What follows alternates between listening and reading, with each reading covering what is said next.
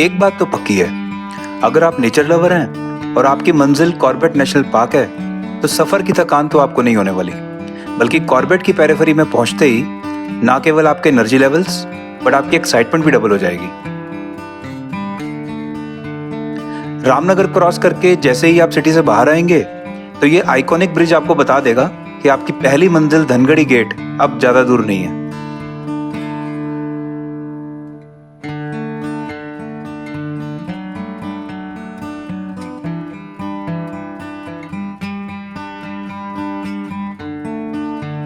Established in the year 1936, Jim Corbett national park हमारे India का first national park है, लेकिन इसका नाम पहले हेली नेशनल पार्क हुआ करता था, जो कि बाद में famous Hunter and conservationist Jim Corbett के नाम पर 1956 में चेंज कर दिया गया।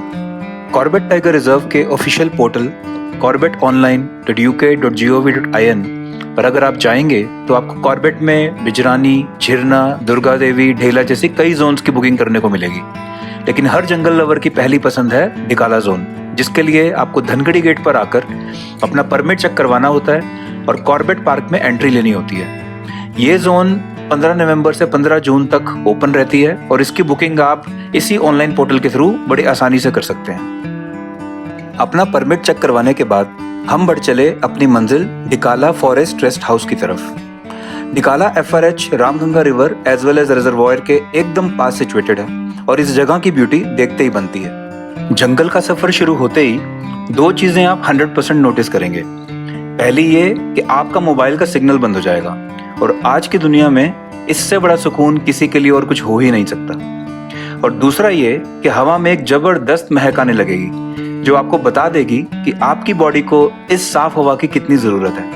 और ऐसे टाइम पर मन करेगा तो बस ये कि बार बार लंबी सांस ली जाए और ऐसी खुशबूदार साफ हवा अपने अंदर समेट ली जाए। अब जंगल में जब निकल ही पड़े हैं तो जंगली जानवर तो मिलेंगे ही।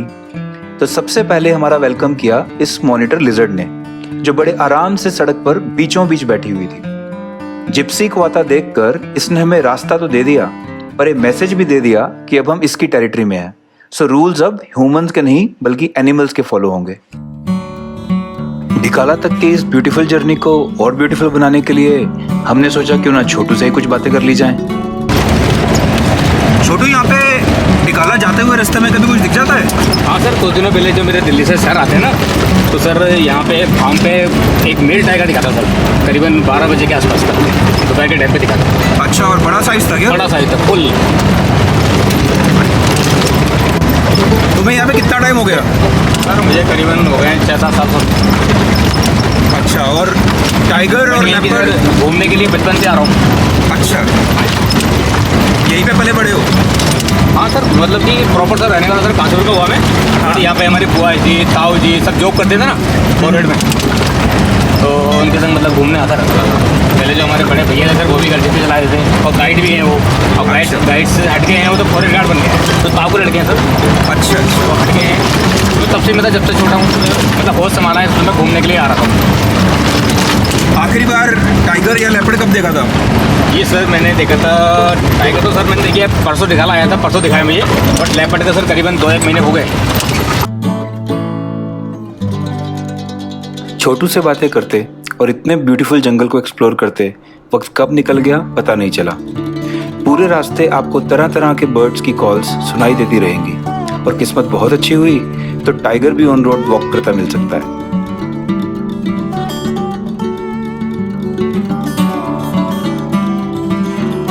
साल फॉरेस्ट के खूबसूरत पैच को क्रॉस करते ही हमारी नजर पड़ती है हमारी मंजिल डिकाला FRH पर।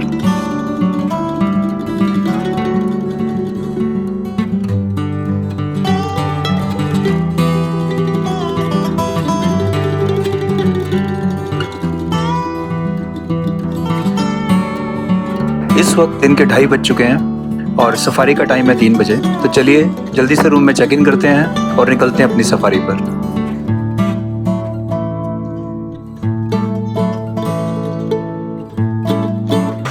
चलिए हम अपनी पहली सफारी के लिए तैयार।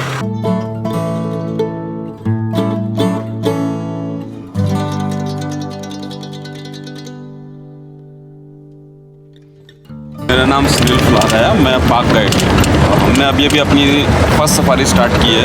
तो हमने अभी कैंपस से निकल के ग्रासलैंड में एंटर किया है। तो फर्स्ट रोड जो हमने लिया है वो शेरबुजी रोड लिया है। यहाँ से हम जो है राइट को टर्न होंगे और देखते हैं हमें क्या मिलता है। सुनील जी, यहाँ पे टाइगर मूवमेंट कैसी है इस वक्त? टाइगर मूवमेंट काफ़ी अच्छी है। एक इस पूरे एरिया को एक फीमेल टाइगर जो है डोमिनेट कर रही है, जिसके 3 सब एडल्ट बच्चे हैं और तीनों मेल हैं। तो इस पूरे ग्रासलैंड एरिया में 4 टाइगर का मूवमेंट है।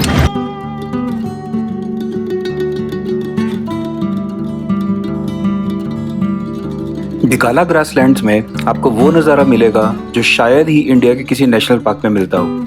एन ओपन ग्रासलैंड, उसके पीछे रामगंगा रिवर और उसके पीछे आसमान छूती हिमालयन रेंज। और इस नेचुरल हैबिटेट में रहते हैं big mammals such as tigers, leopards, elephants, deer, wild boar और ना जाने कितनी ही स्पीशीज ऑफ बर्ड्स। इस वक्त हमारे सामने है एक छोटा सा एलिफेंट हर्ड जो इस कड़ाके की धूप में तेजी से पानी की तरफ जा रहा है।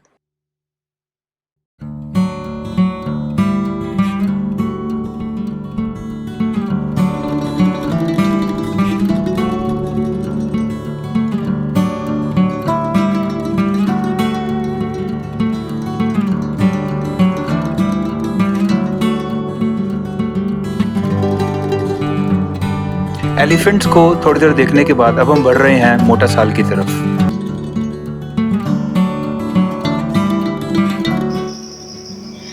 इस वक्त सुनील जी हमारे साथ हैं। सुनील जी यहाँ के गाइड हैं कॉर्बेट टाइगर रिजर्व में, और डिकाला में जब भी कोई सफारी शुरू होती है तो गाइड का होना मैंडेटरी है।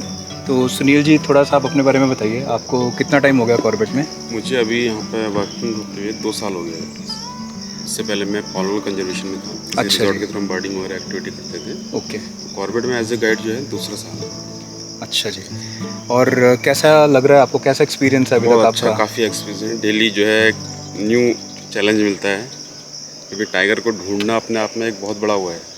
बिल्कुल बिल्कुल। मॉर्निंग निकलो, पग मार्क्स को देखो, उसे ट्रैक करो, फॉलो करना, कई सारी चीज़ें जो है कई बार हमारे लिए भी आसान नहीं रहता है। हाँ, इस वक्त हम मोटा साल एरिया में हैं और ये एरिया ग्रासलैंड फीमेल और उसके 3 बच्चों के लिए फेमस है। अभी आपने सुना चीक है, टाइगर चीक है। टाइगर अंदर उसके अंदर बैठा है। गर्मी बढ़ रही है तो क्या है कि अंदर बुश में छुपा हुआ है, डेंस एरिया, इसलिए टाइगर ओपन इस में वक्त हमारे पास है।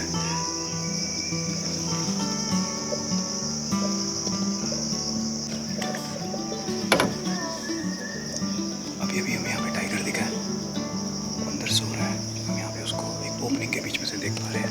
अनफॉर्चुनेटली हुआ ये था कि हम लोग यहाँ पे जस्ट चेक करने आए थे इस रूट को, तो सडनली हमें एक टाइगर की चीखने की आवाज़ से सुनाई दी। तो जस्ट देखा तो अंदर एक टाइगर जो है यहाँ लेटा हुआ, तो पास में ही एक दूसरा टाइगर भी है। 2 टाइगर यहाँ पे लेटे हुए हैं। सुनील जी, यहाँ पे 4 टाइगर हैं। मे भी हो सकता है 4 टाइगर, क्योंकि जो मदर है वो हो सकता है कि अपने तीनों का बच्चों के साथ यहाँ पे अंदर रेस्ट कर रहे हैं। 2 तो हमने स्पॉट कर लिए, 2 अभी नहीं दिखे। चलिए थोड़ा हम यहाँ पर वेट करेंगे, शायद टाइगर बाहर आए। जंगल सफारी शुरू होती है, अगर टाइगर मिल जाए, इससे अच्छी बात किसी जंगल लवर के लिए नहीं हो सकती। उम्मीद कर रहे हैं कि शायद कुछ टाइगर मूवमेंट हो, और अगर टाइगर बाहर आया तो हम उसके कुछ फोटोग्राफ्स और वीडियोस लेने की कोशिश करेंगे। मोटा साल पर काफ़ी देर वेट करने के बाद हमने दूर रामगंगा रिजर्वायर की तरफ जाने का डिसाइड किया, और अभी हम उस तरफ बढ़े ही थे कि हमें दूर से ऑन रोड ग्रासलैंड फीमेल हमारी तरफ ही आते हुए दिख गई। वीडियो बनाया।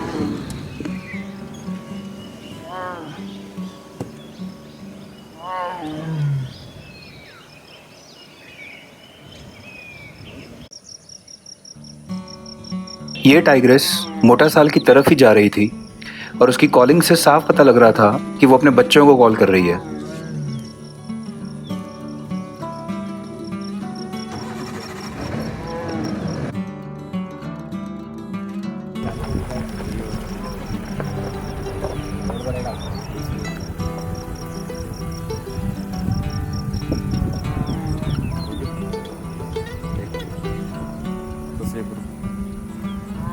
और कुछ ही देर में मोटा साल की तरफ से उसका पहला बच्चा ग्रासलैंड में बाहर आ गया और अपनी माँ की तरफ चलने लगा।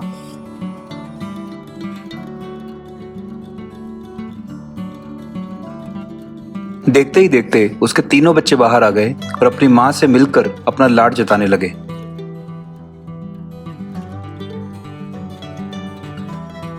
किसी भी जंगल में 4 टाइगर्स को एक साथ देखना बहुत ही रेयर मोमेंट होता है, primarily because tiger is a solitary animal. और यहाँ पर जो नज़ारा हमारे सामने अनफोल्ड हो रहा था वो बहुत खूबसूरत था।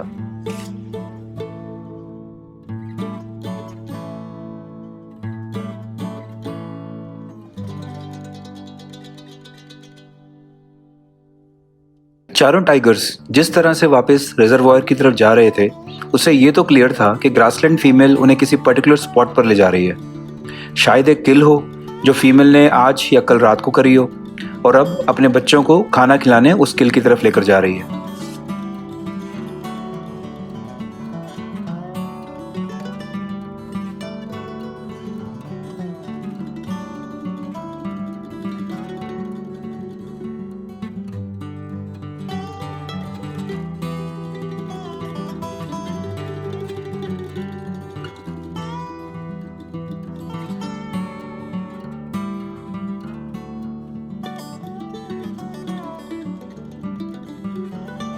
क्योंकि ये तीनों बच्चे अब 2 साल से बड़े हो गए हैं तो चारों टाइगर्स ऑलमोस्ट सेम साइज के लग रहे हैं और ये बताना बड़ा ही मुश्किल है कि इनमें से माँ कौन है और बच्चा कौन।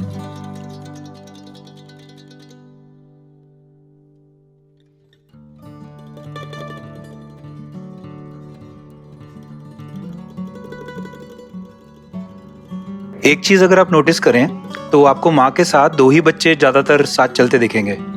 उसका रीजन ये है कि तीसरा बच्चा थोड़ा सा शाई है और वो पीछे पीछे अलग से चल रहा है और बीच बीच में भागकर कैचअप करने की कोशिश कर रहा है।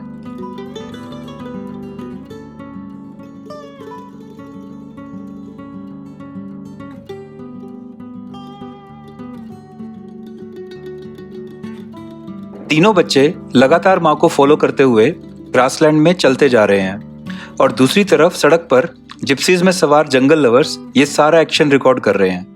जैसे जैसे बच्चे आगे बढ़ रहे हैं वैसे वैसे जिप्सीज भी सड़क पर आगे बढ़ती जा रही हैं।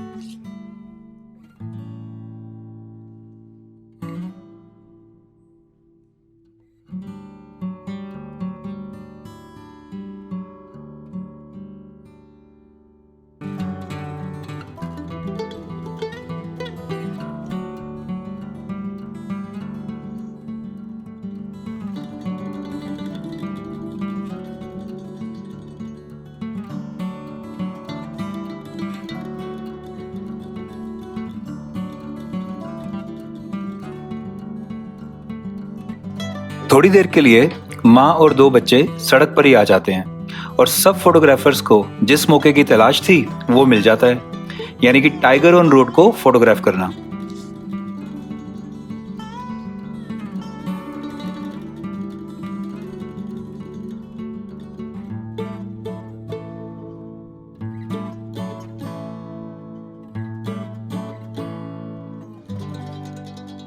उधर तीसरा और सबसे शाई बच्चा ग्रासलैंड में अलग ही चलता जा रहा है, लेकिन ये बच्चा टाइगर बिहेवियर की 2 सबसे इंपॉर्टेंट बातें भी शोकेस कर रहा है। पहली ये कि मेल टाइगर्स ऑफन शाई होते हैं, सो काफी चांसेस होंगे कि ये फुल ग्रोन स्टेट अचीव करने के बाद ज्यादा साइटिंग्स ना दे।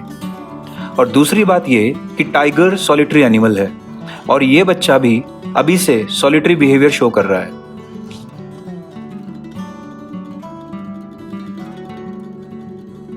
चार टाइगर्स के हो रहे इस मूवमेंट से ग्रासलैंड में थोड़ी हलचल मची हुई है। ना केवल एलिफेंट हर्ड थोड़ा टेंस दिखाई दे रहा है, बल्कि स्पॉटेड डियर का एक बड़ा हर्ड भी दूर जाता जा रहा है।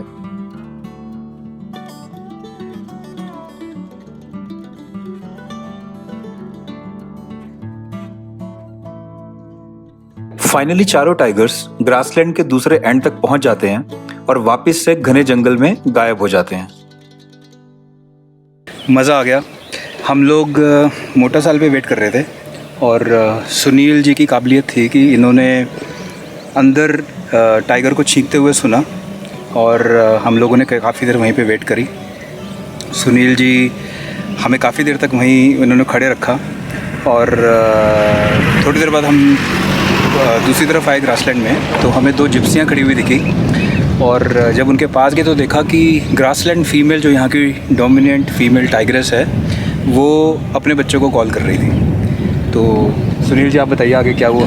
जैसे कि हमने सब सफारी स्टार्ट होने से पहले ही डिस्कस किया था कि इस पूरे ग्रासलैंड को जो डोमिनेट करती है वो एक फीमेल करती है, जिसे हम उसके हैबिटेट के अकॉर्डिंग बोल देते हैं ग्रासलैंड वाली। हाँ जी। तो वो अब उसका 3 कब्स के हैं जो है, क्योंकि तीनों मेल हैं। उसका डिस्कस हम कर रहे थे तो हम जब राउंड लगाया शेरबुजी रोड से होते हुए जब हम आए तो थोड़ा सा एक माइंड में कि आया कि इस फ्लाइट बहुत ज़्यादा हार्ड है, हाँ जी। क्यों ना ऐसे एरिया में ट्राई किया जाए जहाँ पर थोड़ा सा डेंस एरिया हो, कि अंदर छाया हो, शेडेड एरिया में।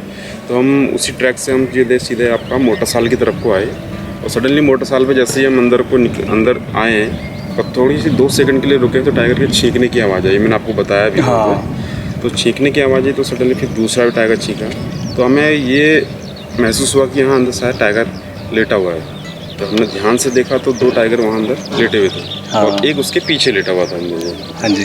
तो कुछ देर वेट करने के बाद हम थोड़ा सा उस एरिया को छोड़ के बाहर की तरफ निकले कि हो सकता है इनकी मदर कहीं और घूम रही हो या कहीं और बैठी हो। जैसे ही हम निकले ग्रासलैंड में देखा हमने नीचे से फीमेल चल के आ रही है, जो कि एक गाड़ी वहाँ पहले से खड़ी थी उसे देख रही थी। तो हम तुरंत उस गाड़ी के पास पहुँचे, देखा वो फीमेल जो है पानी में से, गर्मी काफ़ी है तो इस वक्त क्या होता है टाइगर पानी में चला जाता है पानी के आसपास बैठने।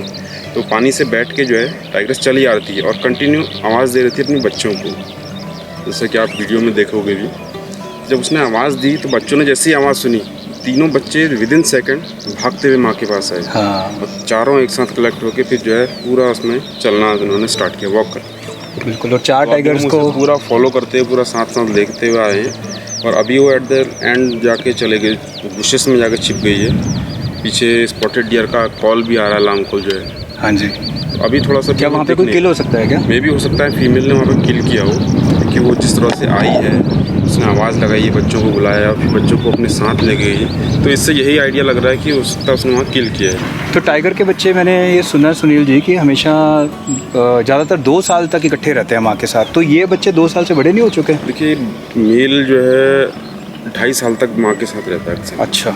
2 साल तो बहुत कम है, क्योंकि उसे हंट करना, जब तक टाइगर क्या है कि सेल्फ डिपेंड नहीं हो जाता बच्चा, कि खुद से हंट करना नहीं स्टार्ट कर लेता, तब तक बच्चा माँ पे डिपेंड रहता है। और जब तक माँ पे डिपेंड है तब तक वो बच्चा अलग नहीं होता। ओके। अभी हमारे यहाँ पे पार वाला एरिया है, हाँ रिवर पार, जहाँ पे पारों की 3 फीमेल बेटियाँ थी, जो कि उन्होंने पूरा 3 साल लगाया सेपरेट होने में, क्योंकि प्रॉपर हंट नहीं सीख पाई थी। क्योंकि जब तक बच्चा हंट नहीं सीख पाता वो माँ कहीं ना कहीं माँ पे ही डिपेंड रहता है। अभी ये बच्चे पूरी तरह से माँ पे डिपेंड है, क्योंकि ये इनको अंदर वो टेक्निक नहीं है, वो उस तरह से एकदम उतने काबिल नहीं हुए कि वो खुद अकेले जाके हंट कर सेल्फ कर ले। बिल्कुल। तो अभी ये कहीं ना कहीं माँ पे डिपेंड है। ओके। वेल, गर्मी बहुत ज़्यादा है यहाँ पे, जैसा कि आपको हमारी हालत देख के लग रहा होगा। हम बार बार पानी पी रहे हैं और पीछे देख भी सकते हो रामगंगा रिजर्वायर है, पीछे एलिफेंट का काफ़ी बड़ा हर्ड है, पीछे बैकग्राउंड में आप देखेंगे। तो यहाँ पे गर्मियों में ही ज़्यादा एलिफेंट्स होते हैं? हाँ, एलिफेंट का मूवमेंट क्या है कि यहाँ पर गर्मी में थोड़ा सा बढ़ जाता है, क्योंकि यहाँ पे छोटी सी हरी घास मिलती है और पीने के लिए पानी मिलता है, काफ़ी अच्छा मिलता है। क्योंकि और अंदर क्या है कि जो नेचुरल वाटर सोर्स हैं वो लगभग सूख जाते हैं। तो जो वाटर का सबसे बड़ा सोर्स है वो रामगंगा रिजर्वायर है और रामगंगा रिवर है यही। तो इसलिए एनिमल जो है इस रिवर के आसपास को जो है खींचा चला जाता है। टाइगर्स के घने जंगल में जाने के बाद ग्रासलैंड का माहौल बिल्कुल वैसा हो गया जैसे कभी कोई प्रीडेटर यहाँ था ही नहीं। स्पॉटेड डियर का वही बड़ा हर्ड अब वापस से सड़क क्रॉस कर उसी तरफ आने लगा जहां थोड़ी देर पहले टाइगर्स वॉक कर रहे थे।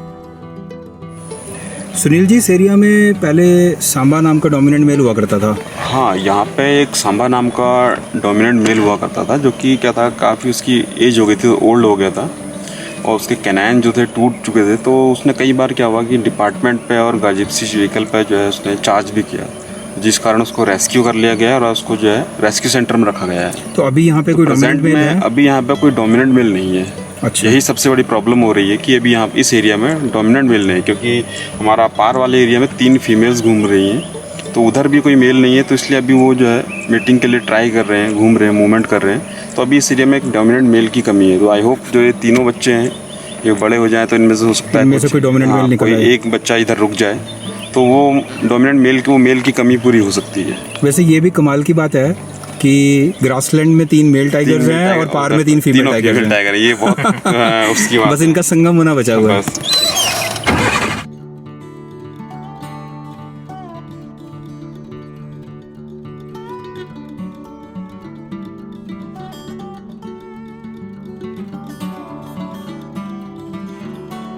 ग्रासलैंड में अनगिनत एलिफेंट्स को ऑब्जर्व एंड फोटोग्राफ करते हुए हमारी नज़र पड़ती है इन 2 यंग टस्कर्स पर, जो एक दूसरे के साथ खेलते खेलते फ्यूचर में होने वाली बिग टस्कर फाइट्स के लिए भी अपने आप को प्रिपेयर कर रहे हैं।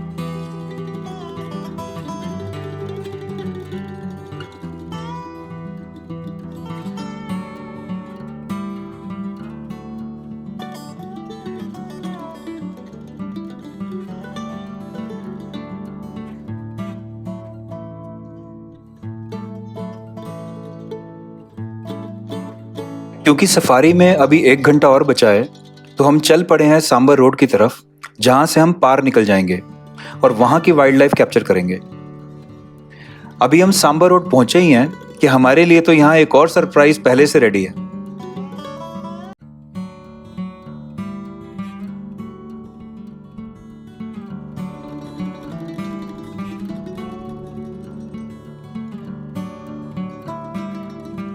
रामगंगा रिवर की दूसरी तरफ हमें इस सफारी का 5th टाइगर अपनी इवनिंग स्ट्रोल लेते हुए दिख जाता है। ये भी एक यंग टाइग्रेस है जो अब इसी एरिया को डोमिनेट करती है।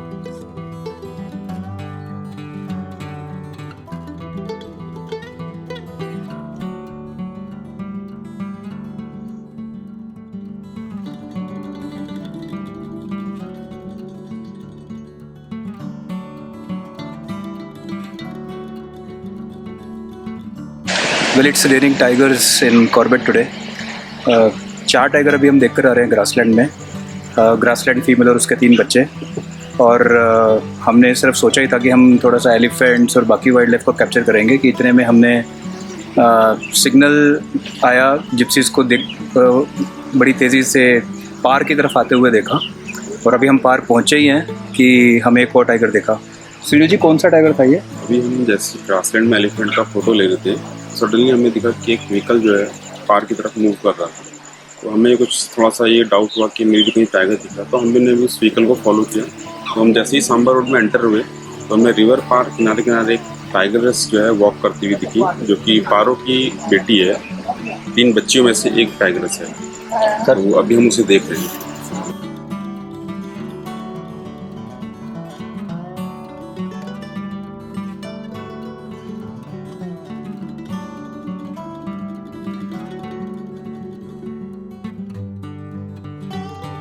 कॉर्बेट की लेजेंडरी पार वाली टाइग्रेस की इस इंडिपेंडेंट हो चुकी बेटी को देखना एक जबरदस्त एक्सपीरियंस है। 3 साल तक अपनी माँ के साथ रहने के बाद अब ये टाइग्रेस अपनी खुद की टेरिटरी बिल्ड कर रही है।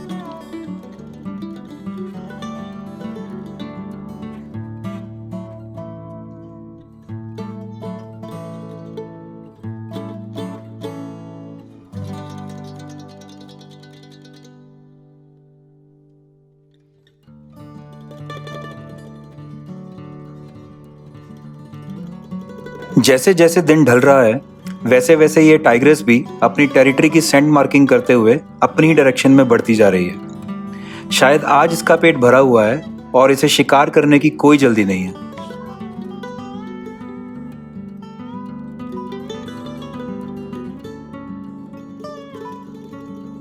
टाइग्रेस को सी ऑफ करने के बाद हम जैसे ही आगे बढ़ते हैं तो हमारी मुलाकात होती है इस ब्यूटीफुल कॉलेज फीजेंट से। बर्ड्स में मेल्स फीमेल्स के मुकाबले ज़्यादा कलरफुल होते हैं।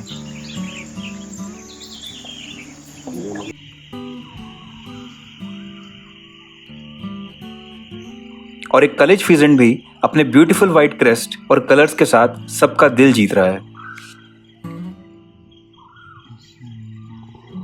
कॉलेज को फोटोग्राफ करते हुए हम जहां रुके हुए हैं वहीं हमें और बर्ड एक्टिविटी भी मिल रही है, जैसे कि ये chestnut tailed starling, gray-headed woodpecker, and finally, lesser yellow-naped woodpecker.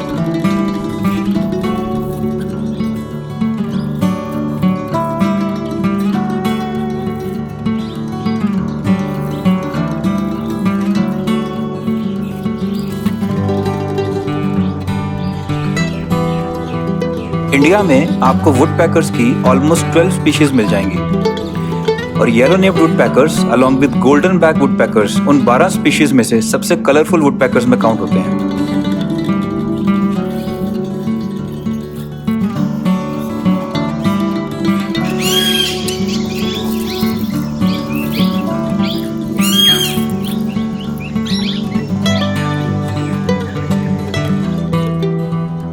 जंगल में आप जब भी आएं तो इस उम्मीद से मत आएं कि आपको सिर्फ टाइगर ही देखना है। अगर आप जंगल की हर छोटी बड़ी स्पीशीज को एंजॉय एंड अप्रिशिएट करेंगे तो जंगल की खूबसूरती आपका मन मोह लेगी। और कॉर्बेट टाइगर रिजर्व में तो टाइगर मिलना हमेशा ही बोनस है। हमारी ये सफारी तो यहाँ खत्म हो रही है, बट इस एक्सपीरियंस की यादें हमेशा हमारी मेमोरीज में जिंदा रहेंगी। आई होप कि आपको जंगल का ये सफर पसंद आया होगा। हमारे साथ जुड़े रहिए और देखते रहिए स्टेप इन द वुड्स।